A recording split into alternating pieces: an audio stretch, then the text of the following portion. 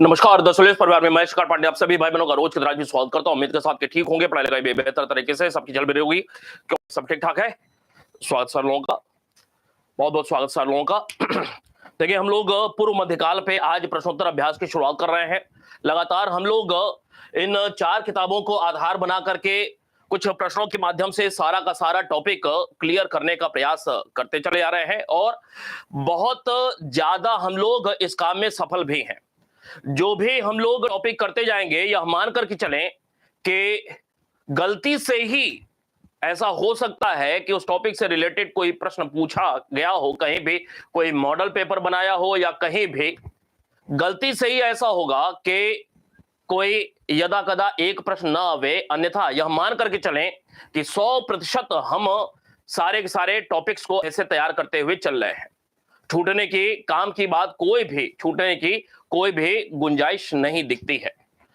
इन किताबों के आधार पे प्रश्न मेरे द्वारा बनाए जा रहे हैं। पिछले टॉपिक के अंतर्गत हमने तमाम सारे क्लास किए थे गुप्तोत्तर काल को लेकर के, और उसी कड़ी में आज हम लोग बात की शुरुआत कर रहे हैं पूर्व मध्यकाल को लेकर के।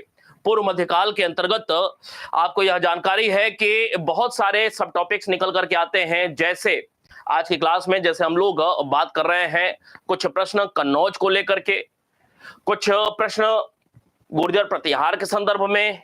जब अगली क्लास करेंगे तो राष्ट्रकूट को लेकर के एक पूरी क्लास होगी।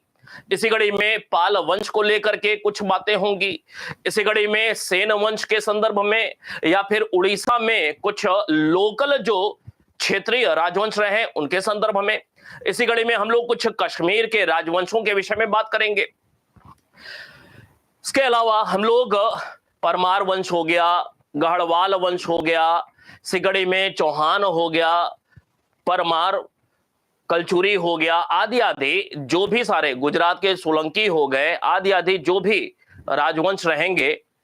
छोटा टॉपिक होगा तो किन्हीं 2 या 3 टॉपिक को एक साथ मर्ज करके, पर्याप्त बड़ा होगा 1-1.5 घंटे क्लास हो सकती है तो एक पूरी क्लास उस पर हम लोग यथावत करते चले जाएंगे।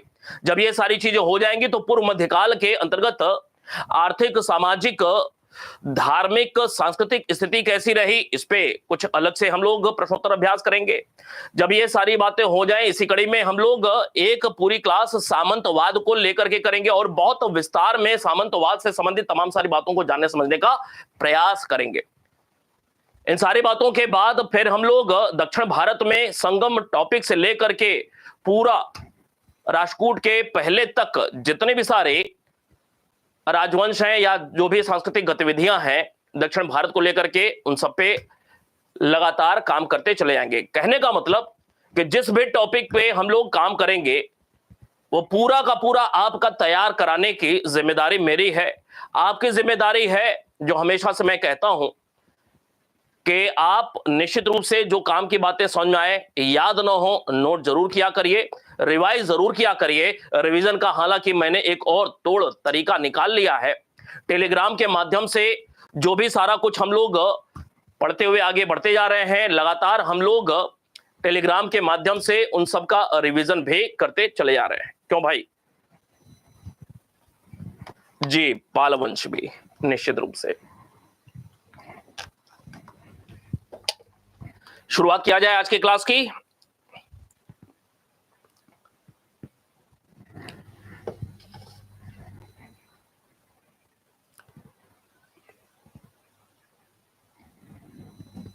चले शुरुआत करते हैं।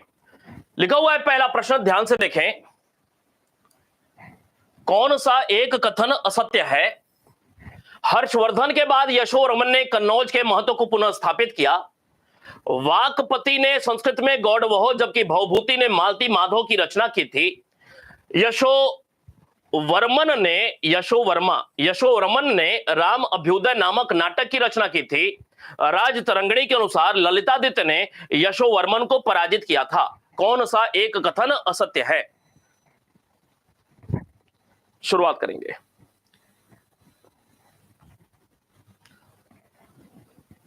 क्या हो जाएगा सही उत्तर? इन चारों में कोई एक लाइन गलत लिखी हुई है, वह लाइन कौन सी है?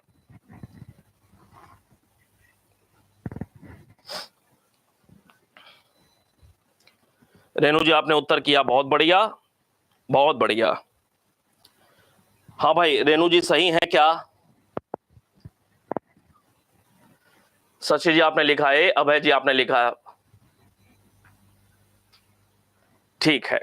अब मुझे एक बात बताएं कि इतिहास में यशोधर्मन नाम का एक राजा जिस पे हमने बात किया था, यह मालवा का राजा था, इसमें तो कोई दो राय नहीं है ना। यशोधर्मन मालवा का राजा था जी। इतिहास में एक दूसरा मिलता जुलता नाम मिलता है यशोवर्मन का, या इसी को यशोवर्मा भी लिखा जाता है। क्या यह कन्नौज का राजा था, हां या ना? जानकारी है? मनोज जी आपने लिखा अब डी विकल्प। याद रखिए कि जब आपको अच्छे से तब जानकारी नहीं है, जो भी लोग ए विकल्प उत्तर किए हैं ना, निश्चित रूप से उनको तनिक भी जानकारी नहीं है। समझिएगा अब सारी बातों को मैं बता रहा हूं जरा। हर्षवर्धन की मृत्यु कब हो गई थी? तो हर्षवर्धन की मृत्यु 647 ईस्वी तक हर्षवर्धन की मृत्यु हो गई थी ना। क्यों भाई? 647 तक हर्षवर्धन की मृत्यु हो जाती है। इसके बाद क्या हुआ? अगले लगभग 75 वर्ष तक, अगले लगभग 75 वर्ष कन्नौज की स्थिति क्या रही? यह तो कन्नौज में ही राजा थे। कन्नौज की स्थिति क्या रही? तो अगले 75 वर्ष कन्नौज एक अंधकार युग में चला जाता है। कोई भी ऐसी खास चीज देखने को नहीं मिलती है। अगले 75 वर्ष कन्नौज एक अंध युग की स्थिति में, अंधकार युग की स्थिति में रहा। और इसके बाद निकल करके आता है यशोवर्मन। यशोवर्मन कहां पे? कन्नौज की हम लोग बात कर रहे हैं। याद आ रहा है कुछ? कब से कब तक यशोवर्मन कन्नौज में राजकाज किया हुआ था? आपको याद होगा लगभग 728 से लेकर के 745 ईस्वी तक इसका शासन था यशोवर्मन का। कहां पर? कन्नौज में। कब से कब? 728 से 745 ईस्वी। याद आ रहा है? तो ये जो पहली बात लिखी हुई है कि हर्षवर्धन के बाद यशोवर्मन ने कन्नौज के महत्व को पुनः स्थापित किया था, क्या इसमें कोई गलत बात है क्या? क्योंकि यशोवर्मन के द्वारा तमाम सारे क्षेत्रों को जीता गया। जो लाइमलाइट में कन्नौज पिछले 75 वर्ष तक नहीं रहा, निश्चित रूप से यशोवर्मन के नेतृत्व में वह लाइमलाइट कन्नौज को दोबारा से मिल रहा है। ठीक है, तो ये जो पहला विकल्प है वह बिल्कुल सही लिखा हुआ है। दूसरे पे आते हैं। वाकपति ने संस्कृत में गौड़ वहो, जबकि भवभूति ने मालती माधव की रचना की थी। अब आपको पता है कि यह जो यशोवर्मन है, यशोवर्मन के दो दरबारी देखने को मिलते हैं। दो दरबारी कौन कौन से? आपको नाम याद है वाकपति का, और आपको नाम याद है भवभूति का। क्यों भाई, कोई गलत है इसमें?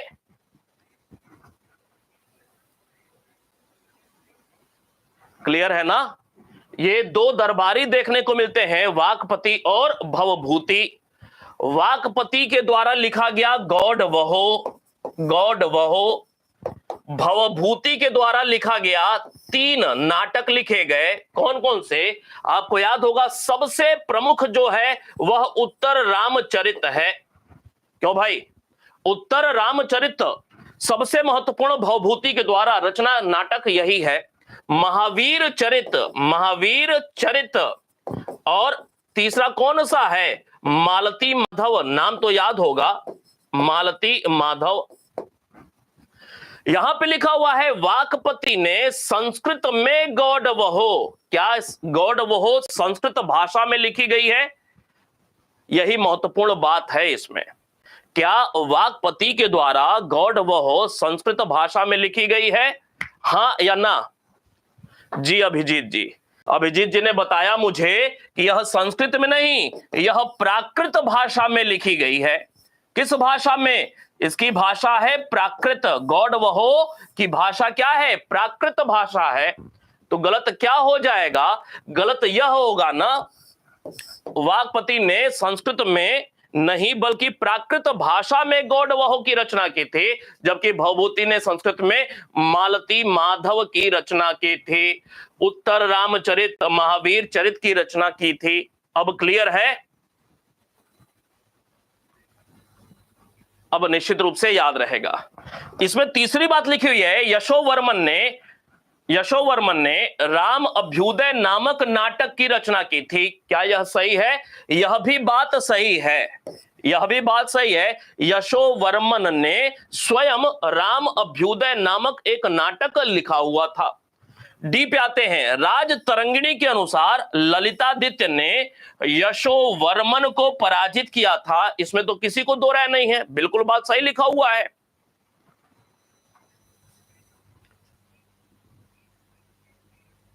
ठीक है, अब याद रखें, बात यह भी सही लिखा हुआ है। लगभग 740 से, याद रखिए, लगभग 740 से 745 ईस्वी के बीच कभी ललितादित्य मुक्तापीड ने यशोवर्मन को पराजित किया था। ठीक है, हालांकि यह जो समय है ना, ध्यान में रखिए, इसके पहले की अगर बात किया जाए, इसके पहले अब ये समय क्या चल रहा है? 740 से 745। अब आपको याद आ रहा होगा कि यह अरबों के आक्रमण का समय है। इसके पहले अरबों के आक्रमण हो रहे हैं। अरबों के आक्रमण को लेकर के ये दोनों एक संयुक्त मोर्चा भी बनाए थे, संयुक्त मोर्चा भी बनाए हुए थे। मतलब यह कि थोड़ी बहुत मित्रता भी इन लोगों के बीच में थी। युद्ध के पहले अरबों के मुद्दे को लेकर के इन लोगों के बीच एक समझौता भी था, एक सैन्य संयुक्त मोर्चा भी इन लोगों ने बनाया हुआ था।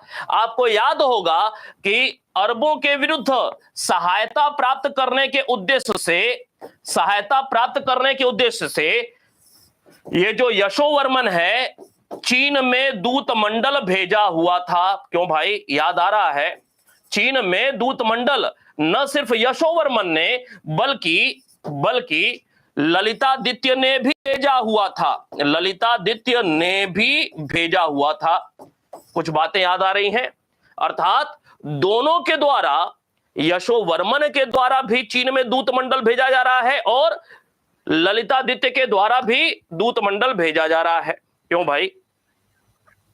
तो इस प्रश्न का उत्तर क्या हो जा रहा है? इस प्रश्न का उत्तर होगा बी। दूसरे पे आते हैं। लिखा हुआ है, निम्नलिखित कथनों में से कौन सा एक कथन असत्य है? नालंदा लेख में यशोवर्मन को मगध विजेता कहा गया है। चीनी स्रोतों में यशोवर्मन को ईश फोमो कहा गया है। कोरियाई बौद्ध भिक्षु जिसका नाम था हुई चाओ ने 8वीं सदी पूर्वार्ध में कन्नौज की यात्रा की थी। 8वीं सदी पूर्वार्ध लिख रहा है। यशोवर्मन का समय काल आपको बताया। यशोवर्मन का समय काल 728 से 745। नहीं, ये क्या है? 8वीं सदी का पूर्वार्ध ही तो है। 8वीं सदी पूर्वार्ध में कोरियाई बौद्ध भिक्षु हुई चाओ आ रहा है, कन्नौज की यात्रा कर रहा है। यशोवर्मन वैष्णव मतानुयायी था। कौन सा एक गलत है इसमें?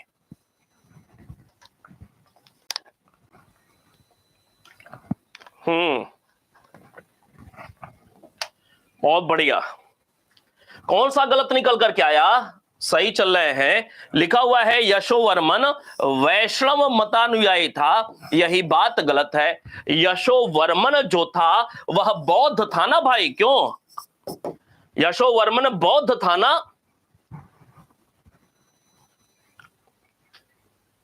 शैव था? शैव था। बहुत बढ़िया, मतलब ये बौद्ध भी नहीं था, यशोवर्मन क्या था? शिव का उपासक था, अर्थात शैव धर्म का मतानुयायी था। तो यह जो चौथा विकल्प है वह गलत हो जा रहा है।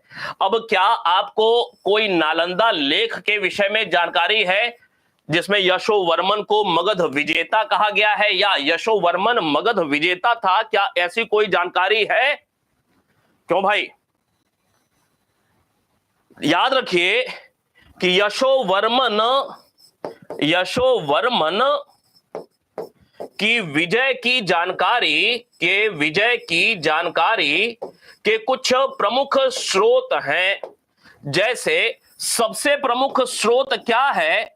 सर्व प्रमुख स्रोत तो याद रखिएगा भवभूति नहीं है।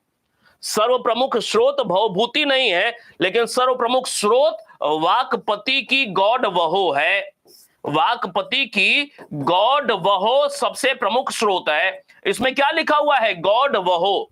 गॉड वहो का मतलब, गॉड का मतलब बंगाल के राजा को हराना, उसकी हत्या कर देना, बंगाल पर अधिकार कर लेना। गॉड वहो का मतलब यही निकल करके आता है। तो बंगाल विजय की जानकारी, बंगाल मतलब मगध बिहार का क्षेत्र भी इंक्लूड कर ले, बिहार होते हुए ही बंगाल जाएंगे। वाकपति के माध्यम से वाकपति पूरा वह रास्ता बताता है कि कैसे कन्नौज से विंध्य पर्वत की ओर जाता है, विंध्य पर्वत होते हुए मिर्जापुर जाता है, मिर्जापुर में मां विंध्यवासिनी का दर्शन करता है, नहीं उसके होते हुए बिहार होते हुए मगध को जीतते हुए बंगाल जाता है। ये तमाम सारे रास्ते बताए गए हैं गॉड वहो में। ठीक है, एक बात। दूसरी बात, एक लेख है, लेख मतलब अभिलेख, जो कि नालंदा से प्राप्त हुआ है। नालंदा से इस नालंदा लेख से यशोवर्मन के बिहार और बंगाल विजय की जानकारी मिलती है। याद रहेगी बात। इस नालंदा लेख से, इसके विषय में लोगों को जानकारी नहीं है। नालंदा लेख जो है वह यशोवर्मन की विजय के विषय में जानकारी देता है। नालंदा लेख, इसमें क्या कहा गया है? तो नालंदा लेख की बात किया जाए तो नालंदा लेख में यशोवर्मन को मगध विजेता कहा गया है। बहुत महत्वपूर्ण तथ्य है। और क्या कहा गया है? सार्वदेशिक शासक कहा गया है। सार्वदेशिक शासक। शत्रुहंता कहा गया है। क्या भाई? शत्रुहंता कहा गया है। क्या कहा गया है? लोकपाल कहा गया है। लोकपाल कहा गया है। लोकपाल शब्द भी अपने आप में बहुत महत्वपूर्ण है परीक्षा के दृष्टिकोण से। कहां से यह सारी जानकारी मिल रही है? नालंदा लेख में यशोवर्मन को यह सारा उपाधि से विभूषित किया गया है। याद रहेगा? क्लियर है बात?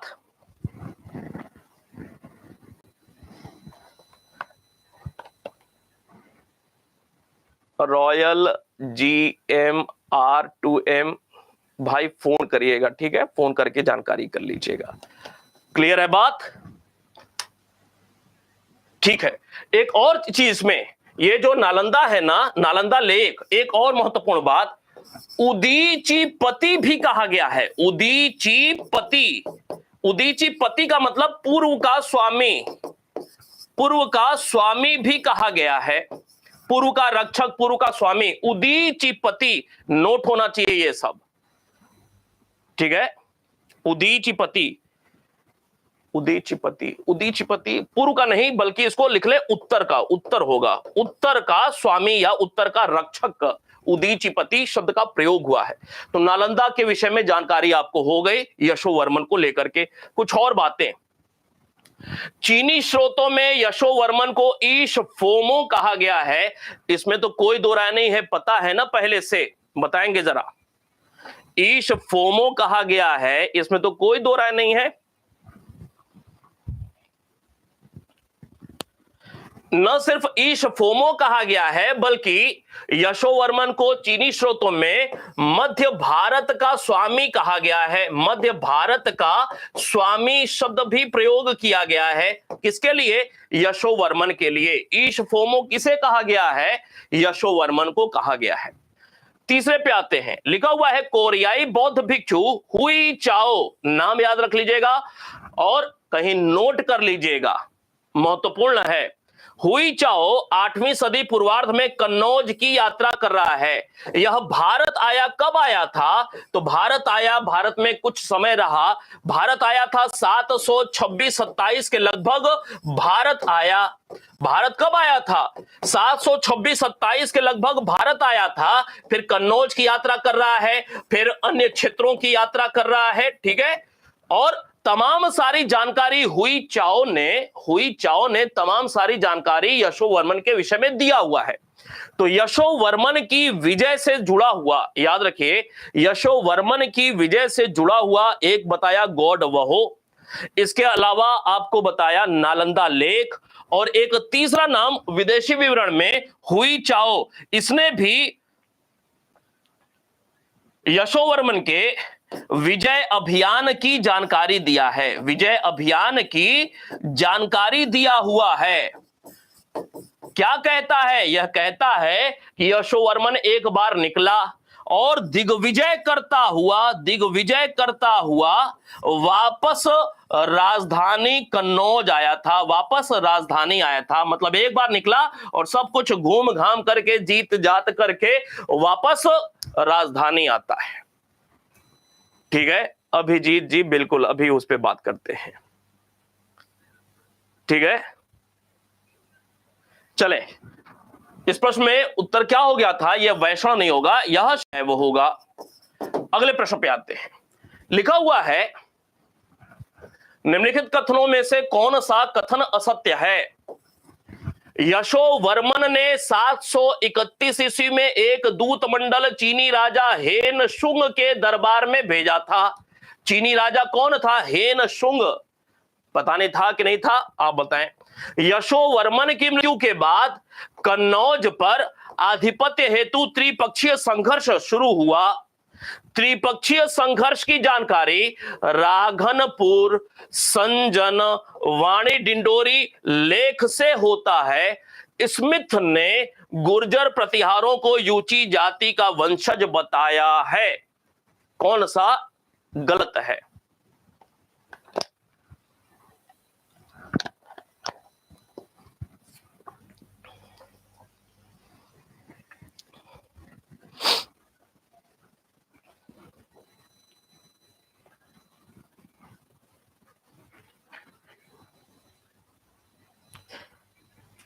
अभय जी आपने लिखा डी, पूनम जी आपने लिखा डी, मनोज जी आपने लिखा डी।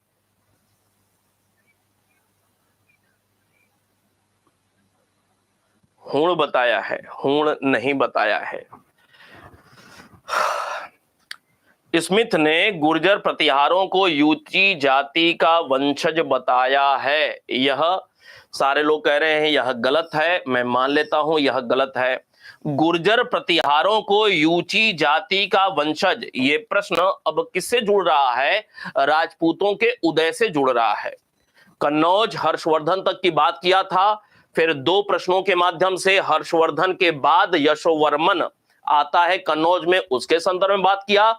अब राजपूतों के उद्भव से संबंधित प्रश्न की शुरुआत हो रही है। ठीक है, बिल्कुल क्रोनोलॉजी में ही हम बातों को ले चल रहे हैं। गुर्जर प्रतिहार जो हैं को यूची जाति का वंशज बताया है। किसने बताया हुआ है?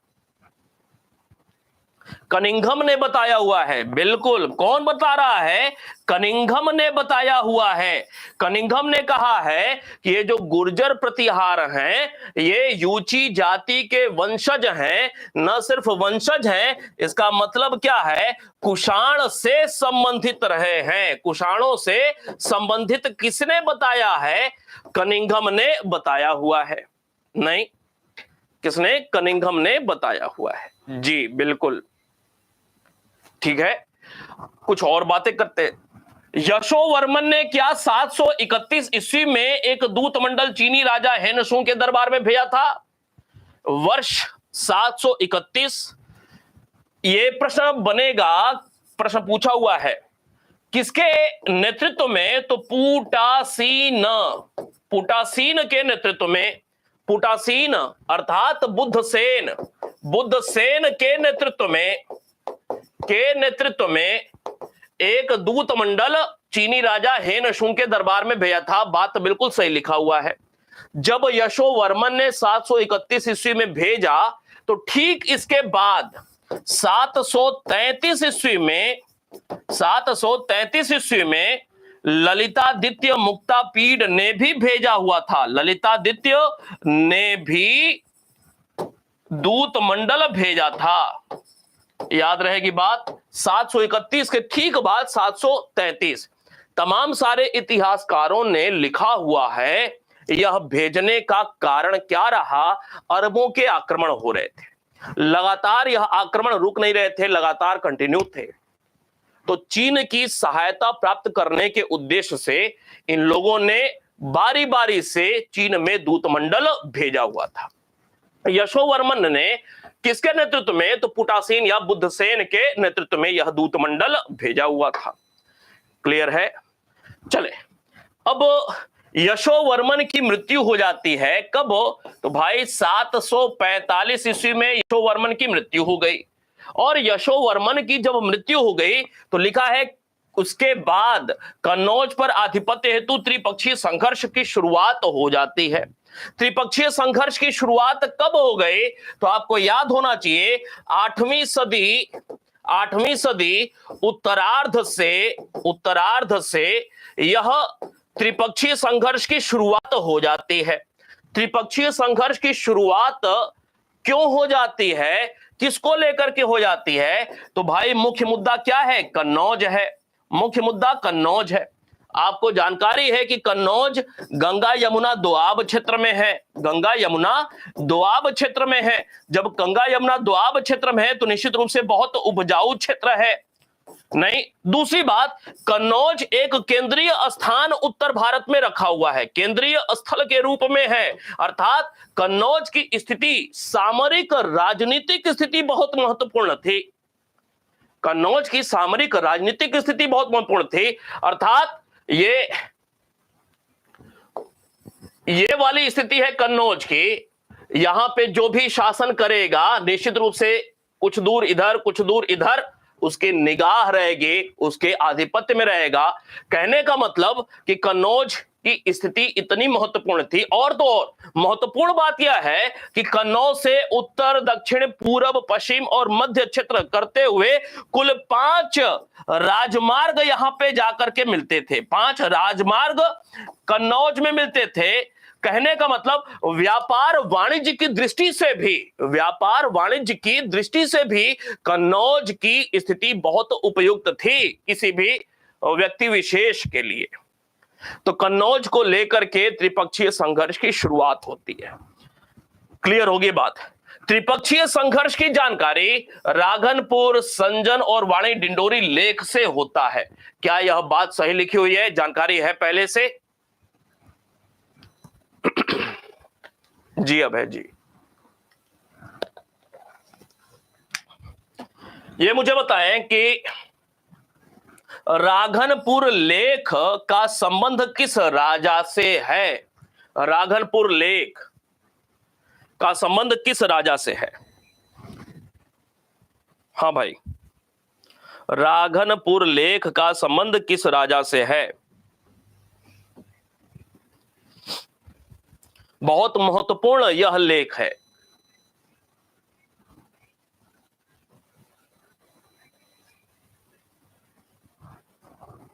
संजन ताम्रपत्र लेख का संबंध किस राजा से है? जी अभिजीत जी, गोविंद तृतीय आपने लिखा, बिल्कुल सही है। कौन? गोविंद तृतीय। इसका मतलब त्रिपक्षीय संघर्ष की जानकारी देने वाले 3 अभिलेखों के नाम यहां पे लिखे हुए हैं और ये तीनों न तो पाल से संबंधित है न तो प्रतिहार से। किससे संबंधित हैं? राष्ट्रकूट राजाओं से संबंधित हैं। इसी प्रकार संजन लेख की बात किया जाए तो अमोघ वर्ष का नाम आपको याद है? नहीं, अमोघ वर्ष। फिर प्रश्न, वाणी डिंडोरी लेख का संबंध किस राजा से है? वाणी डिंडोरी जी, वाणी डिंडोरी, याद रखिए वाणी डिंडोरी का संबंध भी गोविंद तृतीय से ही है, गोविंद तृतीय से ही है। तो ये और ये दोनों एक ही राजा से जुड़े हुए, राघनपुर और वाणी डिंडोरी। जब राष्ट्रकूट का हम लोग अध्ययन करते हैं तो गोविंद तृतीय तो निश्चित रूप से आपको याद है, एक गोविंद चतुर्थ से भी जुड़ा हुआ, गोविंद चतुर्थ। हालांकि एक दो दिन के भीतर ही राष्ट्रकूट जब हम लोग पढ़ेंगे तो ये सारी बातें वहां पे आएंगी, रिकॉल होंगी। गोविंद चतुर्थ से जुड़ा हुआ, क्या सांगली लेख का नाम सुना हुआ है? बड़ा ही महत्वपूर्ण है, सांगली लेख। इसी से जुड़ा हुआ, क्या कैम्बे लेख का नाम सुना हुआ है? कैम्बे लेख, कैम्बे लेख का संबंध किससे है? गोविंद चतुर्थ से ही संबंधित है। क्यों भाई? जी बिल्कुल,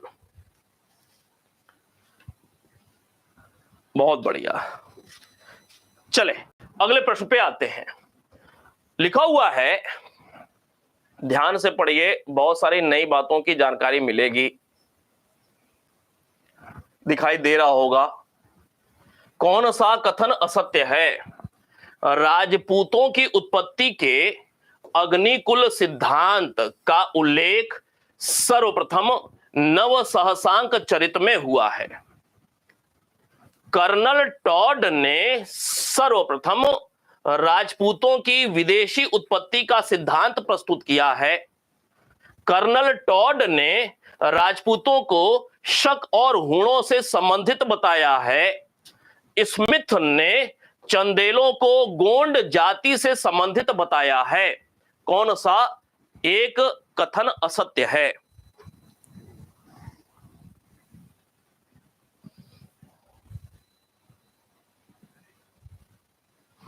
हाँ भाई,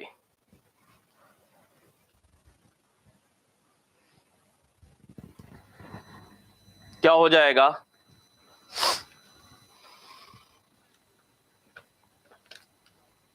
डी, बहुत बढ़िया अक्षय जी।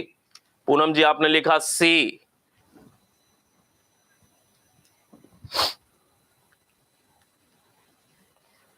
और उत्तर करिए, बुद्धि लगाइए, उत्तर करिए।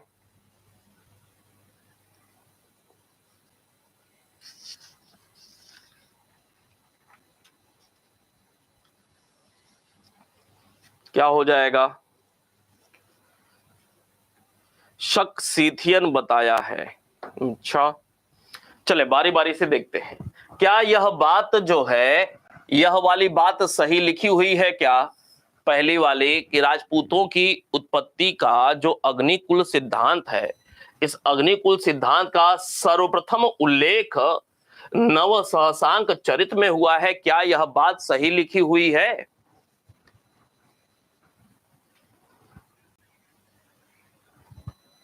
क्यों भाई?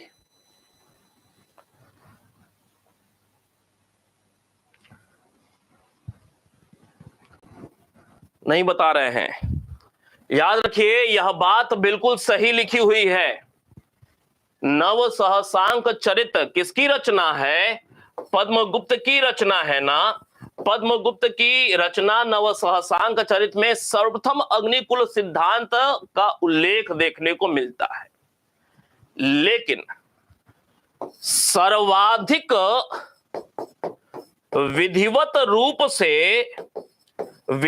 रूप से इस सिद्धांत का उल्लेख कहां देखने को मिलता है? तो पृथ्वीराज रासों में देखने को मिलता है। चंद बरदाई की याद रहेगी बात? अब याद रहेगा कि अग्निकुल सिद्धांत का सर्वप्रथम उल्लेख कौन सी किताब में? तो पद्मगुप्त की नव सहसांक चरित में देखने को मिलता है। हालांकि विधिवत रूप से इस अग्निकुल सिद्धांत की व्याख्या, वर्णन चंद बरदाई की पृथ्वीराज रासों में किया गया है। क्लियर है बात?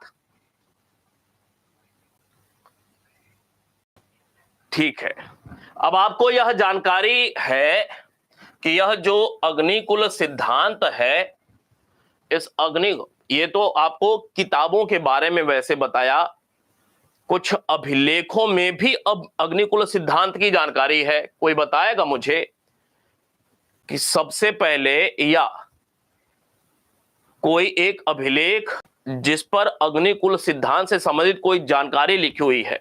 कोशिश करिए, कोई एक अभिलेख बताएं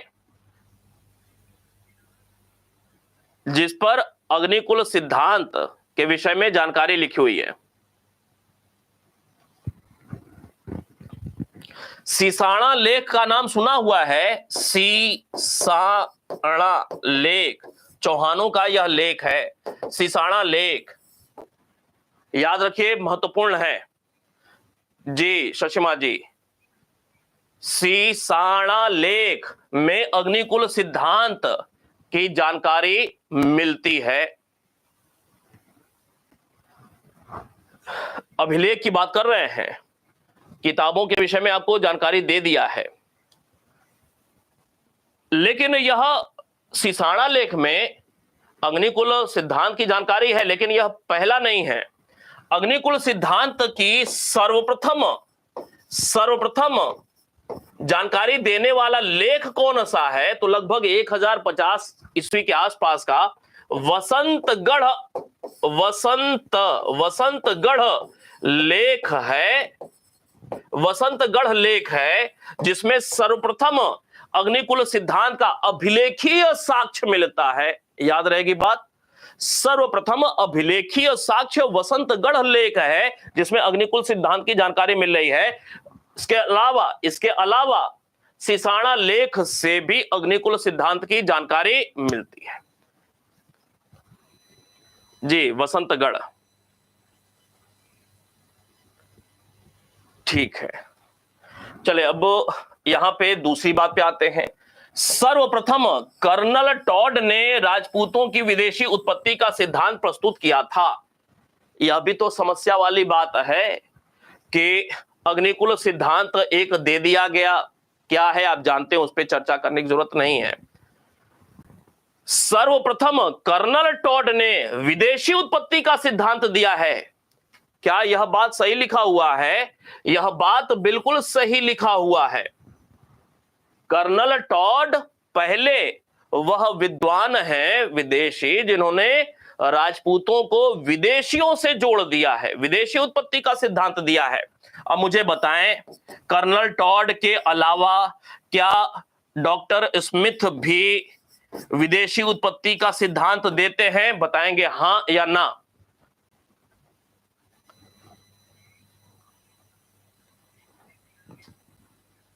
वी स्मिथ, विंसन जी, ठीक है। क्या कनिंघम विदेशी उत्पत्ति के सिद्धांत में भरोसा रखते हैं? जी। विलियम क्रुक, एक दो नाम और आपको याद रखना है। विलियम क्रुक नाम याद रखिए, इन्होंने भी जी, शशिमा जी, विलियम क्रुक, ठीक है। वो किताब का नाम तो याद है ना सबको?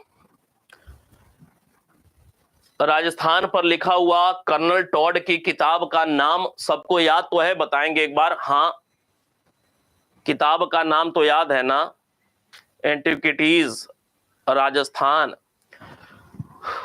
ये जो कर्नल टॉड साहब है, annals and antiquities of Rajasthan, colonel Tod साहब हैं, ये पहले व्यक्ति हैं जिन्होंने विदेशी उत्पत्ति का सिद्धांत दिया। इन्होंने राजपूतों को किससे संबंधित बताया है? तो इन्होंने सिर्फ शकों से संबंधित बताया है। किससे? शकों से संबंधित बताया है। याद रहेगा, शक से संबंधित, सिर्फ शक की बात किया है इन्होंने। छोटे छोटे अंतर हैं, ध्यान में रखना है। कर्नल टॉड ने शक, सीथियन से संबंधित बताया है राजपूतों को, ठीक है। अब यहां पे लिखा हुआ था कर्नल टॉड ने राजपूतों को शक और हुणों से संबंधित बताया है, तो यह बात तो गलत हो जा रही है ना फिर। यह बात तो गलत हो गई अगर हमने स्पष्ट कर लिया कि कर्नल टॉड ने सिर्फ शकों को बताया है। इसका मतलब कि यह जो कर्नल टॉड हैं, ये कर्नल टॉड नहीं होंगे, राजपूतों को शक और हूणों से बताने वाला कोई एक दूसरा व्यक्ति है। प्रश्न बनता है कौन सा वह व्यक्ति है? तो याद रखिए, यह बताया है डॉक्टर स्मिथ ने। कौन? स्मिथ ने शकों और हूणों से संबंधित बताया है। क्यों भाई? शकों और हूणों से संबंधित किसने बताया है? जी, याद रहेगा? ठीक है अभय जी। अब एक बात और, स्मिथ जो हैं, स्मिथ ने चंदेलों को मध्य भारत की सबसे बड़ी जनजाति गोंड जाति से संबंधित बताया है। एक तथ्य यह भी याद रख लेना है, ठीक है? याद रहेगा, गोंड जाति से जुड़ा हुआ बताया है स्मिथ ने चंदेलों को। आगे बढ़ जाए।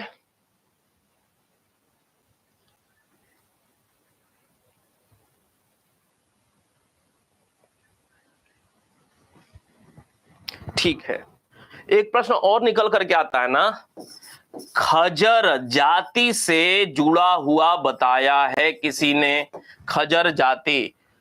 अब प्रोनाउंसिएशन की समस्या है, लेकिन खजर का मतलब यहां पे गुर्जर है। खजर का मतलब गुर्जर है, लेकिन प्रोनाउंसिएशन में खजर शब्द का प्रयोग हुआ है। खजर जाति से संबंधित बताया है। खजर जाति जो हूणों के साथ भारत आए थे, जो हूणों के साथ भारत आए थे, कुछ ऐसी भी बात बताया है। खजर जाति से संबंधित बताया है राजपूतों को। प्रश्न यह बनता है किसने बताया है? कैंपबेल। बहुत बढ़िया जी, कैंपबेल। कैंपबेल पहले व्यक्ति हैं, कैंपबेल, जिन्होंने खजर जाति से संबंधित बताया है। इसके बाद जैक्सन का नाम आता है। इसके अलावा क्या भंडारकर भी इस प्रकार की बात करते हैं क्या? भंडारकर महोदय भी विदेशी उत्पत्ति के सिद्धांत को बताते हैं क्या? हां या ना? भंडारकर।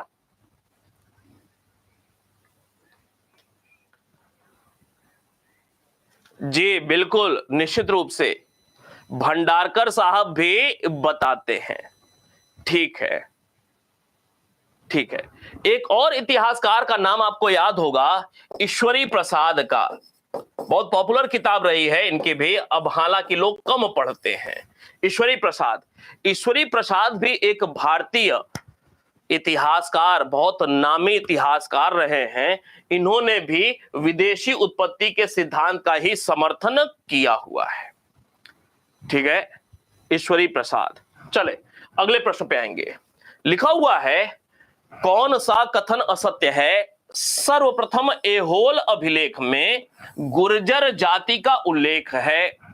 ग्वालियर अभिलेख में प्रतिहारों को लक्ष्मण का वंशज बताया गया है। वेनसांग प्रतिहारों की आरंभिक राजधानी भीनमल बताता है। प्रतिहारों का वास्तविक संस्थापक नागभट्ट प्रथम था। कौन सा एक कथन असत्य है? आसान सा प्रश्न है, बिल्कुल एक ऑप्शन से आराम से लगाया जा सकता है, और 3 ऑप्शन जो हैं वह बहुतों के लिए नई जानकारी होगी, बस तैयार कर लेना है। प्रश्न ऐसे ही सेट किया जा रहा है कि आप आसानी से उत्तर सही कर सकें और 3 नई बातों की जानकारी अधिकांश लोगों को भी होती चली जाए। क्यों? तो भाई, प्रतिहारों का वास्तविक संस्थापक कौन था? तो नागभट्ट प्रथम जो था, यह क्या है? यह संस्थापक कहा जाएगा क्या? नागभट्ट प्रथम को संस्थापक कहा जाएगा क्या? बताएंगे हां या ना? नागभट्ट प्रथम। ठीक है, तो वास्तविक संस्थापक किसको अब कहा जाएगा? क्या वत्सराज को वास्तविक संस्थापक कहा जाता है?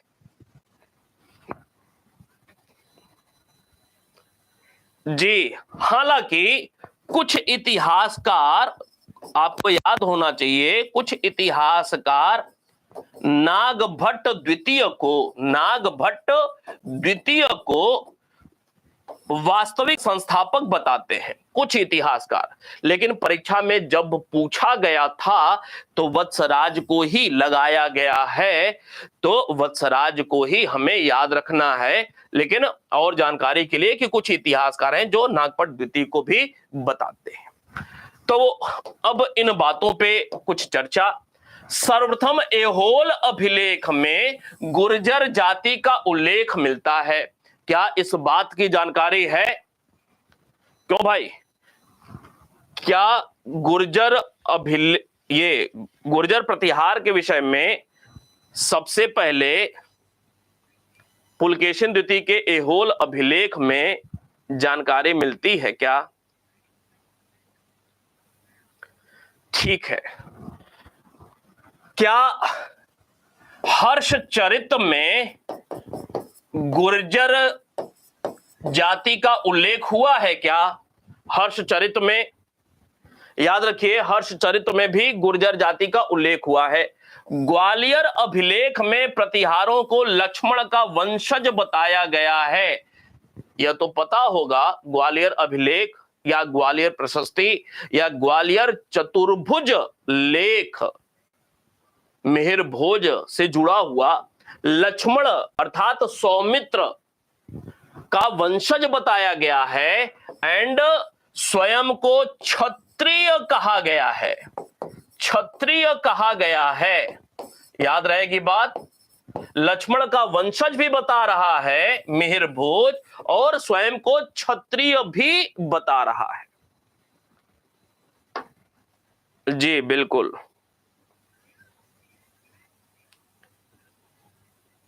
ठीक है। अब अगला लिखा हुआ है कि वेनसांग प्रतिहारों की आरंभिक राजधानी भीनमल बताता है, क्या यह बात सही है?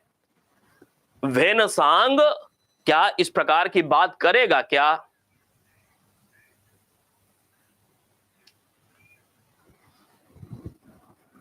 पता हो चाहे न पता हो, लेकिन वेनसांग बताता है कि यह जो प्रतिहार है ना, प्रतिहार अर्थात कुचेलो शब्द का प्रयोग किया है गुर्जरों के लिए।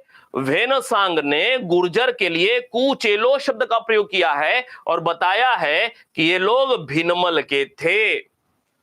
ठीक है, तो वेनसांग ने कुचेलो शब्द के माध्यम से बताया है कि भिनमल वासी ये लोग थे। ठीक है, तो इस प्रश्न का उत्तर क्या हो गया था? फिलहाल ये हो गया था। छठे की बात करेंगे।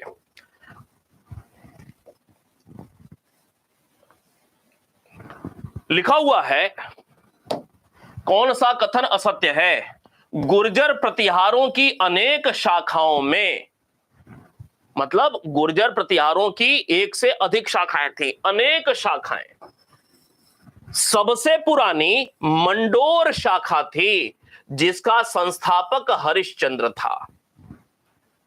गुर्जर प्रतिहारों की मुख्य शाखा उज्जैन की थी जिसका संस्थापक नागभट्ट प्रथम था। ग्वालियर प्रशस्ति में नागभट्ट प्रथम को म्लेच्छों का विनाशक कहा गया है। वत्सराज इस वंश का द्वितीय शासक था। कौन सा एक गलत है? जी, कौन सा एक गलत है? दिखाई दे रहा है? गुर्जर प्रतिहारों की अनेक शाखाएं थीं, जिनमें सबसे पुरानी मंडोर शाखा जिसका संस्थापक हरिश्चंद्र था। दूसरा, मुख्य शाखा उज्जैन में थी जिसका संस्थापक नागभट्ट प्रथम था। ग्वालियर प्रशस्ति में नागभट्ट प्रथम को म्लेच्छों का विनाशक कहा गया है और वत्सराज इस वंश का द्वितीय शासक था। कौन सा गलत है? विजय जी आपने लिखा ए, शोभित जी आपने लिखा डी। डी क्यों आप लोग लिख रहे हैं भाई? कोई बताएगा मुझे डी आप लोग क्यों लिख रहे हैं?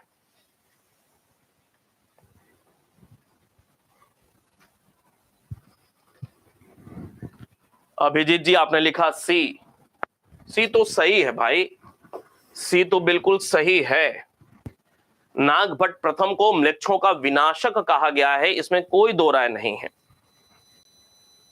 नागभट्ट प्रथम ही वह व्यक्ति है जिसने उज्जैन को राजधानी बनाया हुआ था। उज्जैन राजधानी थी और उज्जैन वाली ही प्रतिहार कन्नौज पर जीत हासिल करते हैं। नागभट्ट प्रथम ने उज्जैन को राजधानी सबसे पहले इसी ने बनाया था, उज्जैन राजधानी, और यही बाद में राजधानी कन्नौज हो जाती है। हालांकि बीच में विपरीत परिस्थितियां आती हैं तो कुछ समय के लिए एक दो नई नई राजधानियां भी देखने को मिलती हैं। हाँ, क्या हो जाएगा? असत्य पूछा है। देवराज द्वितीय, बहुत बढ़िया।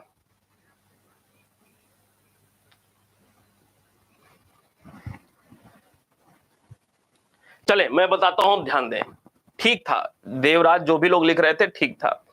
वत्सराज जो है इस वंश का द्वितीय नहीं था, चौथा राजा था। चौथा राजा था, ठीक है, चौथा। कैसे? तो याद रखें कि यह जो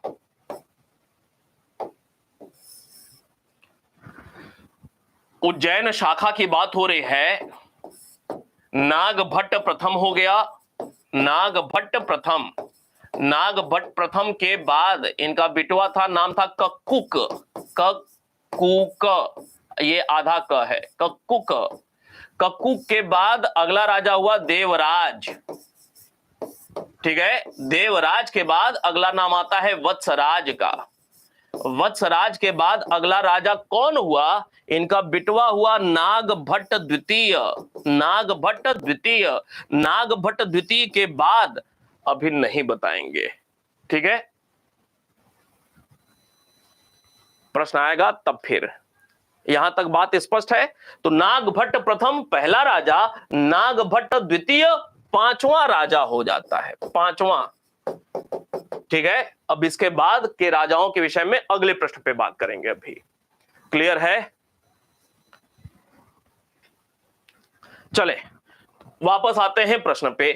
लिखा हुआ है गुर्जर प्रतिहारों की अनेक शाखाएं थी, सबसे पुरानी शाखा मंडोर शाखा थी जिसका संस्थापक हरिश्चंद्र था। सबसे पुरानी शाखा मंडोर शाखा। कुछ किताबों में लिखा हुआ है, ध्यान से समझें, कुछ किताबों में लिखा हुआ है गुर्जर प्रतिहारों की 3 शाखाएं थीं। कुछ किताबों में लिखा हुआ है 62 या 63 शाखाएं थीं। तो उस पर हमें नहीं जाना है, कंफ्यूजन की स्थिति है। गुर्जर प्रतिहारों की 1 से अधिक शाखाएं थी, बस इतना याद रख ले।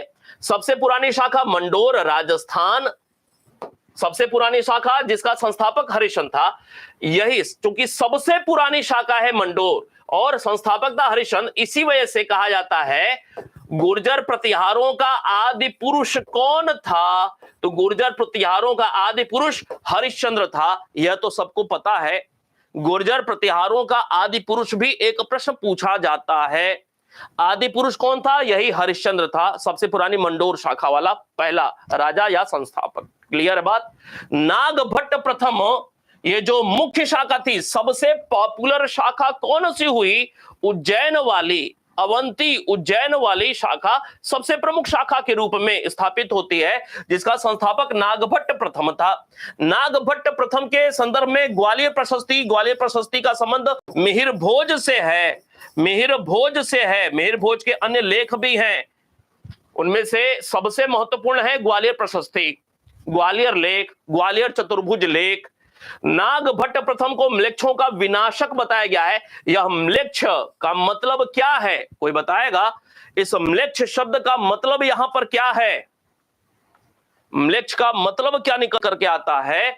म्लेच्छ का मतलब है यहां पे अरब, अरब, अरबों के आक्रमण हो रहे हैं, अरबों के आक्रमण हो रहे हैं, अरब लगातार अन्य क्षेत्रों में जीतते जा रहे हैं, लेकिन नागभट्ट को अरब हरा नहीं पाए थे। नागभट्ट प्रथम ने अरबों को हराया था। कैसे, इस बात की भी जानकारी मिलती है। गुजरात के नौसारी से लेख मिला हुआ है। नौसारी लेख लगभग 750 के आसपास का शायद। नौसारी लेख में अरबों ने भारत में किसको किसको पराजित किया, अरबों ने किन्हें पराजित किया उसका नाम देखने को मिलता है, राजाओं के नाम, लेकिन उन नामों में नागभट्ट का नाम नहीं शामिल है। याद रहेगी बात, बिल्कुल ये दुर्लभ प्रकार की बातें। नागभट्ट का नाम शामिल नहीं है, मतलब अरबों ने नागभट्ट प्रथम को नहीं हराया था, लेकिन नागभट्ट प्रथम ने अरबों को पराजित किया, इस बात की जानकारी ग्वालियर प्रशस्ति से मिल रही है। क्लियर है बात। चले, वत्सराज के विषय में बात हो गई, द्वितीय शासक था।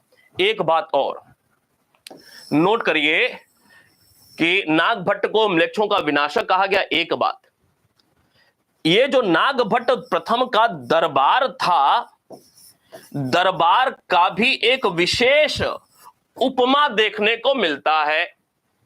क्यों भाई,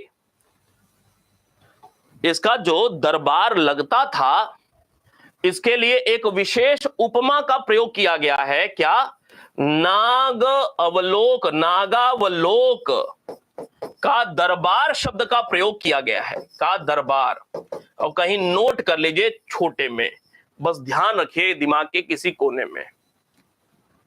जी मनीषा जी, बिल्कुल। और भी बातें हैं, लेकिन वह उतने महत्व की नहीं है। नारायण का अवतार आदि भी कहा गया है, लेकिन वह आपके परीक्षा में नहीं पूछा जाएगा कभी भी। चले अगले प्रश्न पे आएंगे। लिखा हुआ है,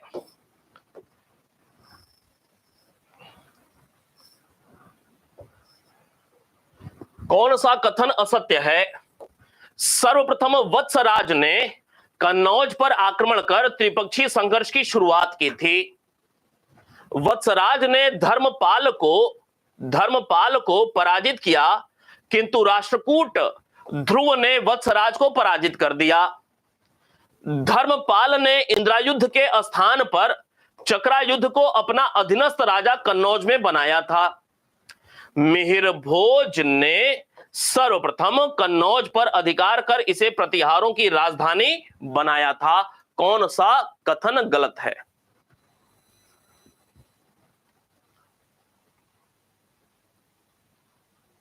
नहीं, ये मतलब बताया जा रहा है ना, ये जो प्रशस्ति है ना, ग्वालियर प्रशस्ति में पूरे वंशावली के विषय में कुछ ना कुछ अच्छी बातें लिखी हुई हैं। प्रशस्ति है तो अच्छी बातें होंगी।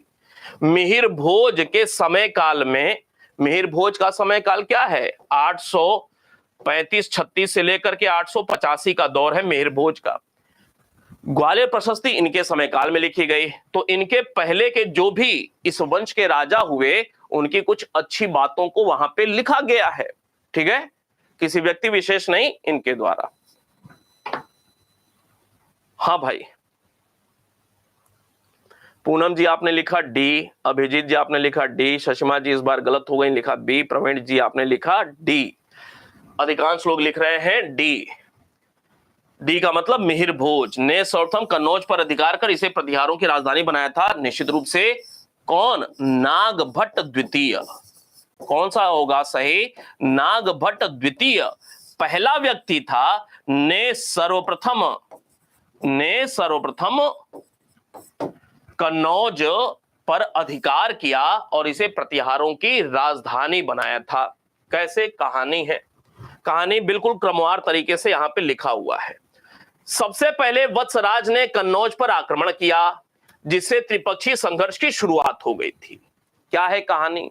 कहानी यह है कि जब यह त्रिपक्षीय संघर्ष की शुरुआत हो रही है, तो उस समय कन्नौज पर आयुध वंश का शासन है, और आयुध वंश के जो राजा हैं निर्बल, कमजोर, ठीक है, और आयुध वंश का जो राजा है जिसका नाम है इंद्रायुध।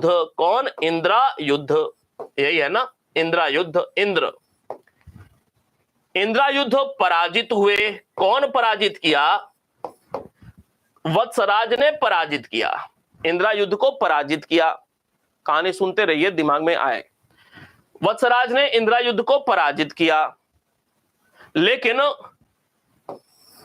पराजित करने के बाद अपना अधीनस्थ राजा बना करके वहीं पे छोड़ दिया। मतलब कन्नौज को अपने अधीन नहीं किया, डायरेक्ट अपने राज्य क्षेत्र में प्रत्यक्ष रूप से मिलाया नहीं, अप्रत्यक्ष शासन की नीति अपनाया हुआ है, अर्थात अधीनस्थ बना लिया।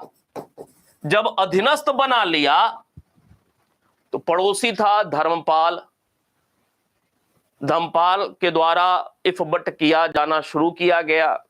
ऐसे में वत्सराज का धर्मपाल से युद्ध हुआ। वत्सराज ने क्या किया? वत्सराज ने मुंगेर के युद्ध में धर्मपाल को पराजित किया। धर्मपाल भी चित्त हो गए।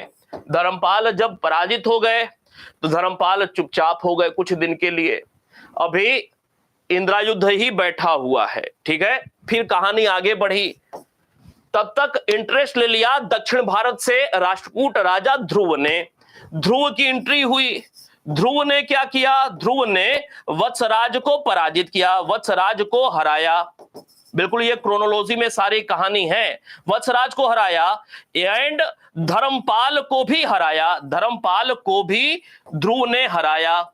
धर्मपाल को भी हराया, लेकिन ध्रुव बहुत समय तक उत्तर भारत नहीं रहा। क्यों? क्योंकि दक्षिण में सत्ता की मारामारी। ध्रुव को लगा कि अगर बहुत समय तक मैं अपने क्षेत्र से दूर रहूंगा तो कहीं दूसरी स्थिति न पैदा हो जाए अपनी ही राजधानी में। तो ध्रुव वापस लौट गया। वापस जैसे ही हुआ ध्रुव दक्षिण भारत, धर्मपाल ने क्या किया? जैसे ही वापस हुआ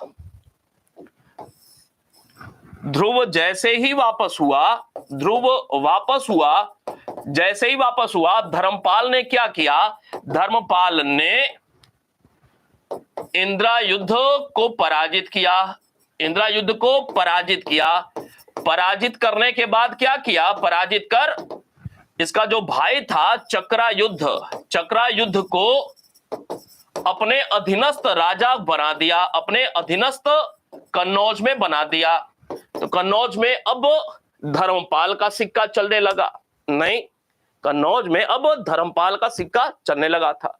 तो प्रश्न, त्रिपक्षीय संघर्ष में बात आगे बढ़ेगी, आगे कहानी और बताएंगे। फिलहाल यहां पे था वत्सराज ने धर्मपाल को पराजित किया, किंतु राष्ट्रकूट ध्रुव ने वत्सराज को पराजित कर दिया। धर्मपाल ने इंद्रायुध के स्थान पर चक्रायुध को अपना अधीनस्थ राजा कन्नौज में बना दिया, ठीक है। अब इसके बाद एंट्री होती है, अब वत्सराज का काम खत्म। वत्सराज को लेकर के एक बात कि वत्सराज ने त्रिपक्षीय संघर्ष की शुरुआत की थी, कन्नौज पर आक्रमण किया था, अधिकार नहीं किया था, आक्रमण किया था कन्नौज पर। वत्सराज का काम खत्म, लेकिन कन्नौज पर अब धर्मपाल का नियंत्रण है। अब वत्सराज के बाद अब एंट्री मिहिर भोज की नहीं होगी, अब नागभट्ट द्वितीय की एंट्री होगी। नागभट्ट द्वितीय क्या करेगा? नागभट्ट द्वितीय चक्रायुध को पराजित करेगा। चक्रायुध को पराजित किया, चक्रायुध पराजित हुआ, कन्नौज पर अधिकार कर लिया सीधे, और अपने राज्य में मिला लिया। इवन अपनी राजधानी बना दिया। क्यों भाई? ये तो पता ही होगा सब कहानी, थोड़ा सा बस इधर उधर ओवरलैप होगा, आगे पीछे होगा, लेकिन यह एक क्रोनोलॉजी है। जब कन्नौज को राजधानी बना लिया, ठीक है, धर्मपाल बड़ा ही परेशान। धर्मपाल ने दक्षिण में संदेश भिजवाया अब धर्मपाल ने जब दक्षिण में संदेश भिजवाया तो अब ध्रुव का भी काम खत्म हो चुका था, ध्रुव भी निपट चुके थे। अब ध्रुव के बाद गोविंद तृतीय की एंट्री हो चुकी थी राष्ट्रकूट में। गोविंद तृतीय के पास संदेश धर्मपाल के द्वारा कि ऐसा ऐसा उत्तर भारत में हो गया, आप लोग क्या कर रहे हैं। तो गोविंद तृतीय कहा कि अच्छा आते हैं और हिमालय तक जीत करके इस बार वापस जाएंगे। गोविंद तृतीय सबसे महान राष्ट्रकूट वंश का राजा था। राजनीतिक रूप से कहा जाता है कि हिमालय तक की विजय किया हुआ था गोविंद तृतीय ने। गोविंद तृतीय का राघनपुर लेक, गोविंद तृतीय का ही वाणी डिंडोरी लेक, और इन दोनों से खूब पर्याप्त जानकारी त्रिपक्षीय संघर्ष की प्राप्त होती है। गोविंद तृतीय आता है, गोविंद तृतीय आता है और नागभट्ट द्वितीय को पराजित करता है। नहीं, गोविंद तृतीय आता है और नागभट्ट को पराजित करता है। इसके बाद नागभट्ट को लेकर के और भी बहुत सारी बातें हैं, ठीक है। नागभट्ट प्रथम को लेकर के और भी बहुत सारी अभी कथा कहानी बाकी है। फिलहाल इस प्रश्न पे आते हैं, अगले प्रश्न पे, उस पे हम लोग फिर चर्चा करेंगे। तो मिहिर भोज ने नहीं बल्कि नागभट्ट द्वितीय के द्वारा यह सारी काम कन्नौज पे अधिकार करना और प्रतिहारों की राजधानी बनाना, यह नागभट्ट द्वितीय के द्वारा कार्य किया गया था। उम्मीद करता हूं बात अच्छे से स्पष्ट हो गई होगी। तो यहां से हम लोग कल फिर अगली क्लास में बात को आगे बढ़ाएंगे। आज इतने पे ही रोक लेते हैं। त्रिपक्षीय संघर्ष भी लगातार साथ में चलता जा रहा है।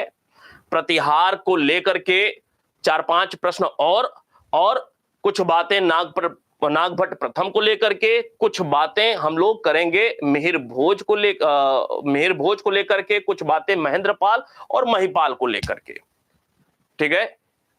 फिर उसके बाद हम लोग थंबनेल में चाहे राष्ट्रकूट हो चाहे पाल वंश हो, लेकिन कुछ प्रश्न शुरुआत के इन्हीं लोगों से जुड़े हुए होंगे।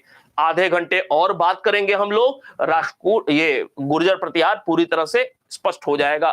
उसके बाद जो भी थंबनेल में रहेगा, चाहे पाल वंश रहे चाहे राष्ट्रकूट रहे, उस पर हम लोग काम करेंगे, ठीक है। मिले फिर। एक बार जोरदार तरीके से लाइक का बटन दबना चाहिए। शेयर वेयर तो आप लोग करेंगे नहीं, कोई बात नहीं है। कमेंट निश्चित रूप से, क्लास अच्छी लगे तो निश्चित रूप से लिखा करें, और क्लास अच्छी लगेगी ही, इसमें कोई दो राय नहीं है। मुझे पता है, टीचर को जब पता होता है कि उसकी क्लास अच्छी है मतलब अच्छी लगेगी ही। और अपने कमेंट निश्चित रूप से लिखा करें, ठीक है। मिलते हैं फिर, धन्यवाद।